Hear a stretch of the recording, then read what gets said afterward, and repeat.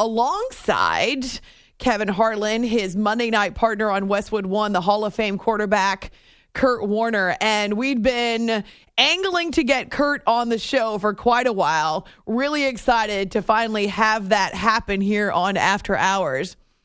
Kurt, you tweeted a photo of the brand new SoFi Stadium in Los Angeles, a gorgeous picture. Because I'm a fan of sci-fi, to me it looks like a space station. What are your impressions of this brand new stadium that the Rams have unveiled? It is awesome. The stadium is beautiful. And, as you know, with all these new stadiums, the big screens up top, it's hard to even take your eyes off of that and watch the game because it's incredible. It's lit up. It's open, so you can kind of feel the air, from the outside. And, it's beautiful. It's huge. It's going to be an unbelievable home atmosphere when we get through this pandemic and we can fill this up and the Rams fan can come out here and enjoy this experience. Really, really cool, and it was fun to call the game. But as I said, I look forward to it when it's full of fans. Kevin Harlan told me when he joined my show not that long ago that it's actually been the biggest challenge for him as a broadcaster this season, not to have the crowd noise and not to have the fans. But from a player's perspective, what's the biggest challenge when you have a cavernous stadium like that and it's empty? I wish I had an answer for you, but I can't remember the last time I played and there weren't fans anywhere, making any kind of noise. And so I remember when I was playing, though, is that I fed off of the fans, and different players feed off the fans in different ways. Some guys are energy guys, right? They need to hear the fans, cheering for them and, get them going. Or even if the fans are booing them, it gives them extra energy. For me, I think it was about focus, is that when I got out on the field, and whether you had 70,000 people cheering for you or 70,000 people cheering against you, it made me focus and kind of tune that stuff out and get me locked into a game a little bit more. And you never really had that in practice. You never really had that feel unless you were in this atmosphere. And so it is fascinating to me. I'm looking forward to talking to some players and saying, okay, what's the biggest difference? Do you really notice it when you get into a game? Or, for me, I had the ability to kind of tune people out where, even when I'm at home and I might sit down to text somebody, I tune out all my kids, even if they're like, Dad, Dad, Dad. And my wife will come over and kind of hit me like, dude, your kids are trying to get a hold of you, but I could get so focused that I don't hear anything. So I'm just fascinated to see what the players say when we get a chance to really talk to them after this experience. And what was different? Was it different? Were they able to get into that same game mode, even though there wasn't the 70,000 fans, cheering them on? The LA Rams had padded their lead, or their record, I should say, against the NFC East before this test against the Chicago Bears. What impressed you in their victory tonight? Well, I think just the balance. Whether you talk about the balance offensively, throwing for a little over 200 yards, running for 150 yards, their ability to keep this really good Chicago defense off balance all night long, what they do offensively when they're on schedule and they can, do all their motions and movements and play actions off of their run game. They are a really, really tough team to stop if you can't get some negative plays against them. So balance offensively, but maybe more importantly, balance as a team. This is a top 10 offense and the top 10 defense. And you saw the defense bouncing around, making plays, making big plays at big moments. And, I kind of look across the board at the best teams in the league, and I think you're going to have a top offense and top defense. I look at the Seattles, and I don't know how long they're going to be able to last if they've got to score 30-plus points every week to win. The Tampa Bay Buccaneers, the Los Angeles Rams, a couple teams that jump out to me as teams that can win on either side of the ball, and I think that's going to be key. I just heard you guys talking about this on the post-game show. I think it's really fascinating, the strength of the NFC West. You mentioned the Seattle Seahawks and maybe not quite being as balanced, but how much separation between the Seahawks, who are at the top of this division, and the defending NFC champs, the Niners, at the bottom, quote unquote? Yeah, I don't think there's a lot of separation. We talked about it that I think any team in this division could beat any other team on any given Sunday. And so, how it all shakes out at the end of the day, I don't know. And who can make the most noise in the playoffs is always the most important question. And I could see 3 teams from this division. Man, could we even see 4 teams from this division now that there's 7 playoff teams? I mean, we had a stat that the first time, and I don't know, or I think the 5th time ever that this point in the season that every team in a division has a winning record, is above 500, and so. This is a good football team. I mean, with the Rams, and then we saw the Rams get beat by the 49ers, and Seattle, we saw them get beat by Arizona. I mean, I don't know how it's going to shake out. And, which team gets healthy, which team, kind of gets on a run late in the season. But I think we're going to see at least 3 of these teams in the playoffs, and, yeah, it'd be crazy if we saw 4.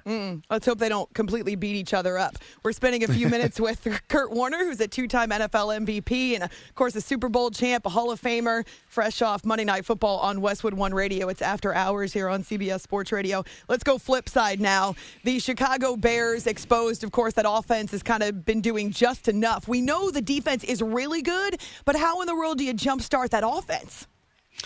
I don't know. I mean, it has to start with the quarterback position more than anything else. When Mitch was playing, they struggled to get any continuity. They struggled to have consistency at the position. That's why they went to Nick, knowing that he's been a big game guy and, he's had success in the league at different times. But you go back and look at Nick Foles' career, he's never really, maybe outside of 2007 when he had that great year in Philly, he's never really been consistent at the position either. You never knew what you were going to get outside of, 2 or 3 game run here or there.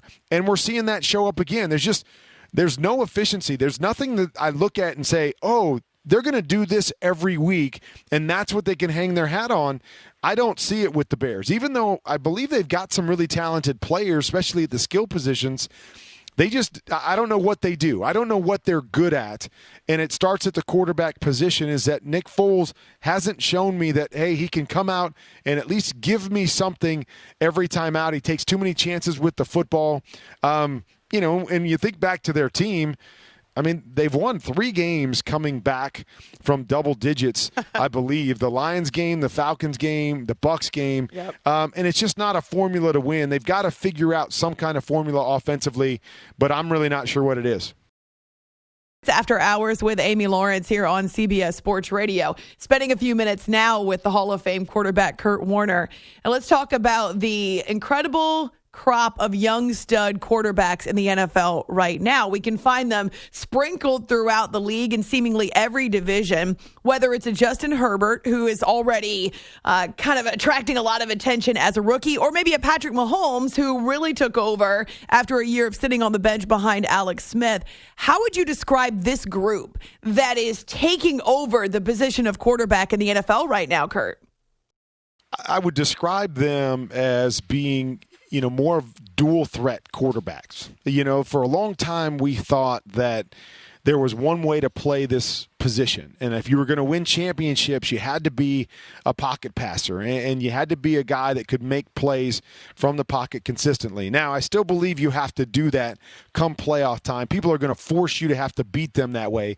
But when you look at this new crop of quarterbacks, so many of them are multifaceted in how they play the game, is that they don't live in the pocket anymore, that there's design runs. So much of it is ad lib, getting out on the edge and creating and playing backyard football.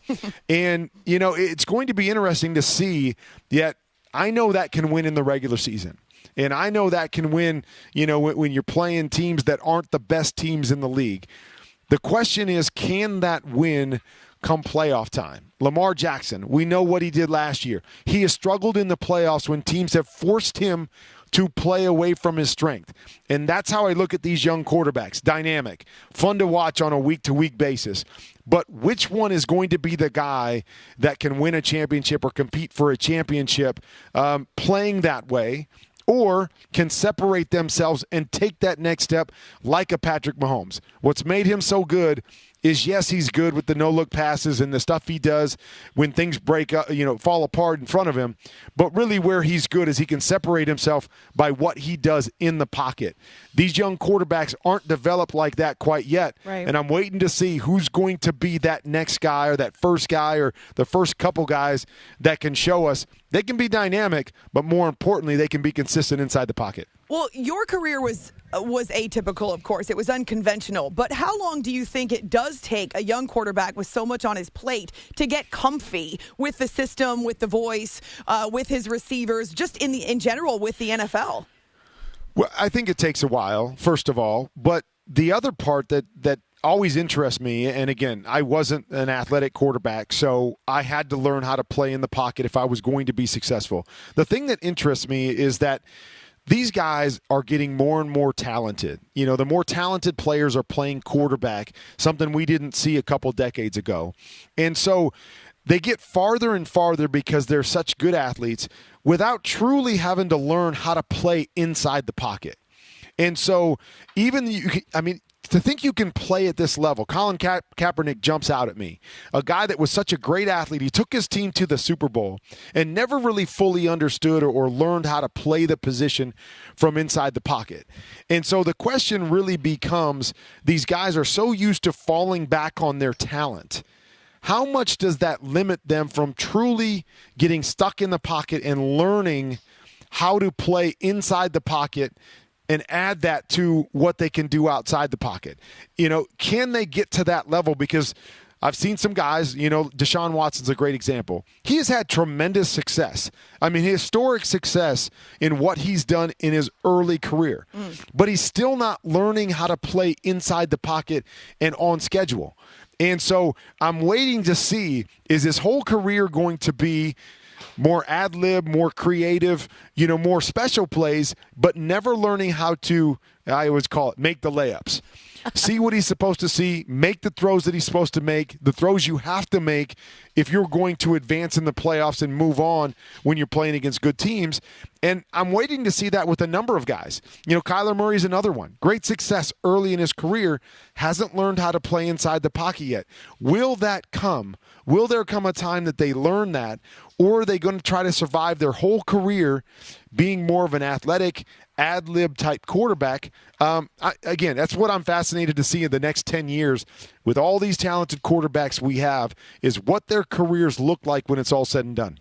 Kurt Warner with us here after hours on CBS Sports Radio. I told my listeners that you were going to be on the show, and one of them posed this question, which I thought might be fun. Did you have a Daniel Jones moment? Meaning you're out, you weren't an athletic guy, as you said, so you weren't going to outrun the defense, but a moment where maybe the 20-yard line just completely tripped you up and you ended up on a blooper reel? Well, I mean, I'm on a couple blooper reels, but it was never because I ran anywhere and tripped over a line.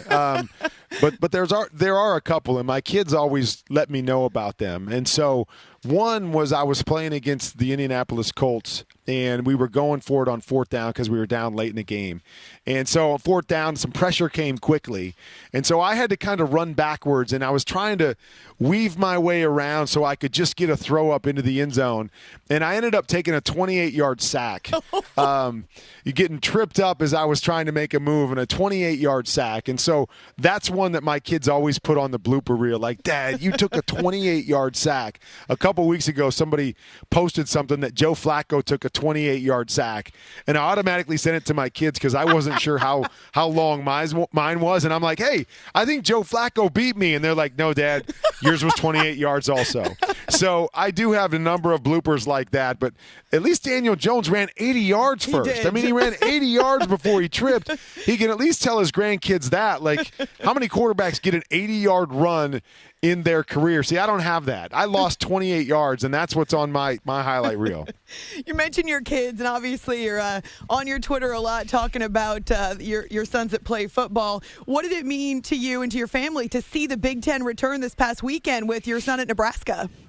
It's great. I mean, he's, put in a lot of work. They've all put in a lot of work, through the pandemic. He went back to school in the middle of the summer as they were going to start training for the fall, and then things get pushed back. And, and those kids, they just put in so much time that they wanted to get out there and play. So it was fun to see him back out there this weekend. Obviously, a tough game against Ohio State to have to start out with Ohio State, one of the best teams in the country. But it was good to see him back on the field and doing what he loves doing. And he was voted captain, after walking on, to Nebraska and, working his way up to become a starter and then to get on scholarship and to become a captain.